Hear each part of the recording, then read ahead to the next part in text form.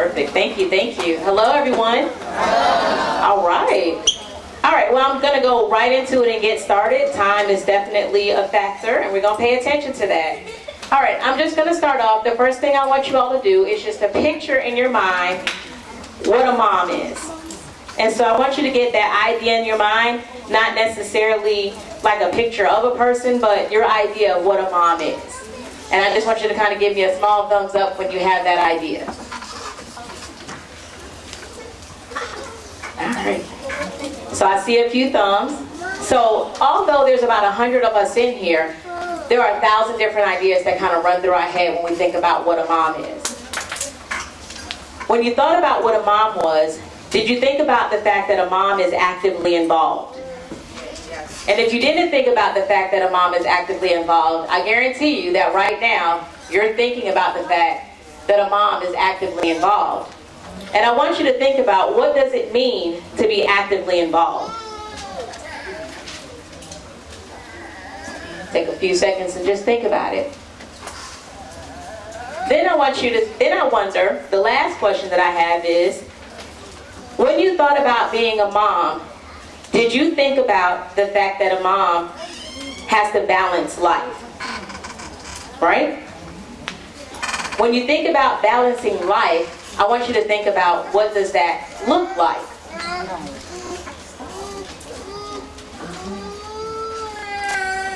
Now, as you think about that, I want you to think about the word mom.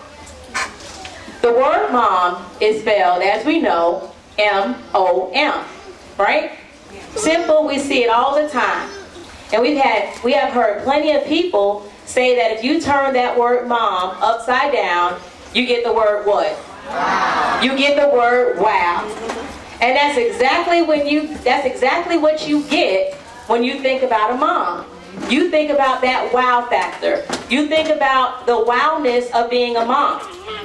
You think about, wow, how does that mom go through the day-to-day hustle and bustle of everything that a mom has to do? You think about the wow. As parents, we know when we mess up. And we know sometimes that even when we interact with our kids, we may have done something and we think about it later on and we would have done it a different way. But the wow factor comes in is when you look in your child's eyes and you see the love, the unconditional love that your child has for you. That's the wow factor of being a mom. Now, when I think about those three letters, and like I said, there's plenty of thoughts that go through our head when we think about being a mom. But when I think about those letters, M-O-M, a mom is a marvelous occurrence in mankind. I'm going to say that one more time. A mom is a marvelous occurrence in mankind. When you think about the word marvelous, marvelous is defined as causing great wonder. So when you think about something that's marvelous, it's causing wonder. You're wondering, how is it doing it? How is it working? Right, moms? Yeah. How can this be done? And that's when people look at moms and they wonder, how did you do it? Occurrence means a happening. Happening means just what's happening, what's going on, right? And mankind is simply put as the human race. So when you think about moms, a mom is a great wonder happening in the human race. I'm going to say that again. A mom is a great wonder happening in the human race. Now, when I first started, I asked some questions. And one of the questions that I asked was about balancing your life. And as a mom, you have to balance your life between home, work, your career, your family. And so as a mom, sometimes we make mistakes because we think as a mom that we have to be perfect. And so the first thing that I want you to do is, as a mom, I want you to let go of the fact that you have to be perfect. Because you're not going to be perfect.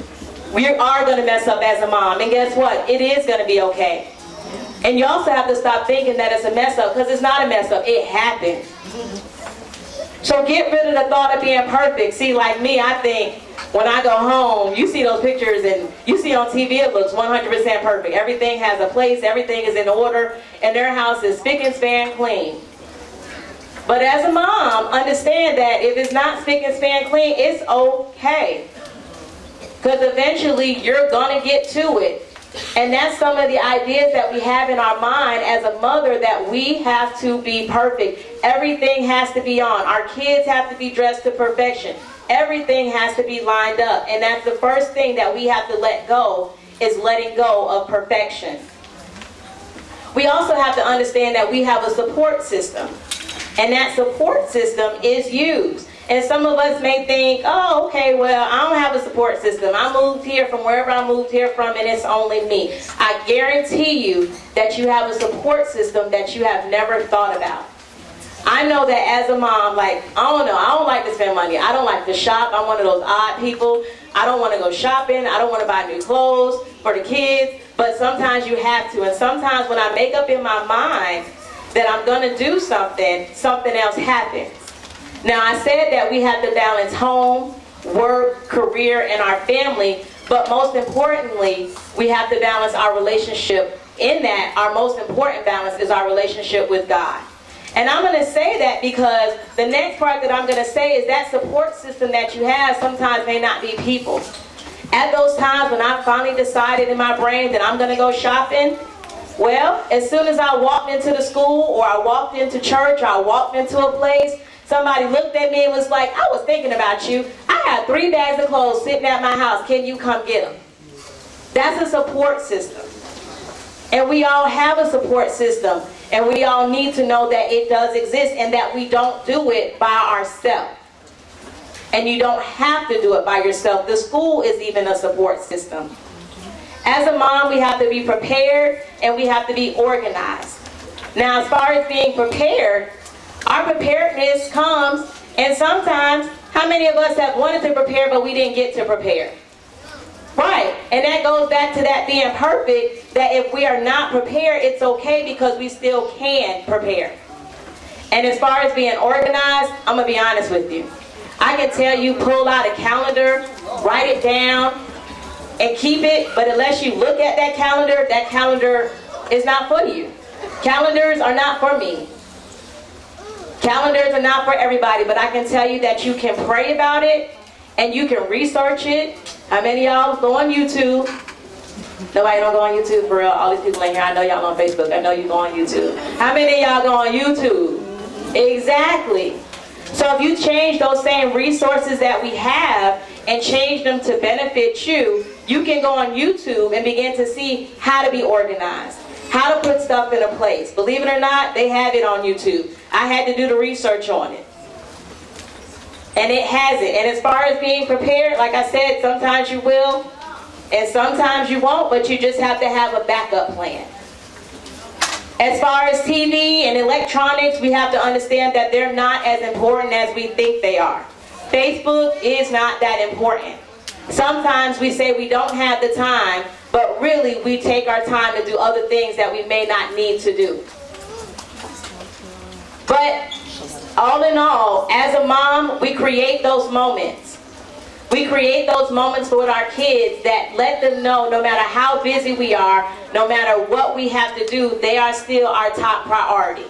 Whether it's going to the beach, driving to New York, driving across the state, driving across the city, whatever it is, we have to create those moments and let them know that they're important. And of course, as moms, we have to take our time for ourselves. And time for ourselves looks different in each and every person. Time for myself looks like me baking a cake or cooking dinner for everyone, because that's when I need to get away. For someone else, it may be taking a vacation away from everything. Everyone's lifestyle is different, and everyone needs to figure out what it takes for them and themselves. But as a mom, we have to take our time for ourselves. How many people have children that are in sports, dance, gymnastics, or anything else? There's way too many people in here. But y'all Y'all, everybody just put their hand in the air. Just do that for me, just everybody. That's everybody, everybody's hand in the air. I just want to see if y'all hands work. All right, so how many of you have children that are in sports, dance, gymnastics, singing, any type of extracurricular activity? Okay, still not, oh, some of y'all hands still don't work. It's okay, it's cool, it's cool. But if you have kids that are in there, so when you have your kids in those extracurricular activities, we automatically know that we have to be active. I know I have 5 children, and there are 5 children, yep, I have 5 children. 2 5-year-olds, a 7-year-old, an 8-year-old, and an 11-year-old, and no, they're not twins. But yes, and I know that when I'm on the football field, I know when I'm on the football field, or I'm at baseball, or I'm at whatever, I know that I have to be there. But a lot of times when it comes to their education, we don't necessarily know that we have to be there. In a certain extent, we know we have to be there. If somebody messing with my child, then I need to be there. But I think in a lot of aspects, we have to change our thinking. So I'm going to tell you a secret. Because I speak to you not as a parent, but I also do, well, I'm a teacher. I'm a 3rd grade teacher over in Largo. And I'm going to just tell you from that standpoint, what I have noticed is that teachers, I'm gonna use the word afraid, but I want you to put it in the context in which it fits. Did everybody hear that? Teachers are sometimes afraid of parents, but parents are also sometimes afraid of teachers. And what that means is that it is, because sometimes parents come in here because we are very passionate as moms. We're very passionate about our kids. And so if we feel that something is done not appropriately, sometimes our approach can be taken in a way that really sets somebody off the wrong way, that they don't understand what we're saying. But even as teachers, sometimes we remember growing up, and that experience didn't go as well as we wanted it to. And sometimes we don't want to have those interactions with teachers, and teachers, we don't want to have that. Thank you. We don't want to have that interaction. But it's not about us. It's about our kids. And when we do what's in the best benefit of our kids, then we do that. And I am guilty. Like, even being there, I felt my kids had it. Whatever, not a problem. They're in school. They understand what it is. But then all of a sudden, you know, I checked my 5th grader's backpack one day. Anybody ever check your kid's backpack? Well, I didn't realize how important it was for you to check your kid's backpack. So I checked his backpack, and I promise you, I pulled out a stack of paper like this. And you know what that stack of paper was? Yes, it was homework.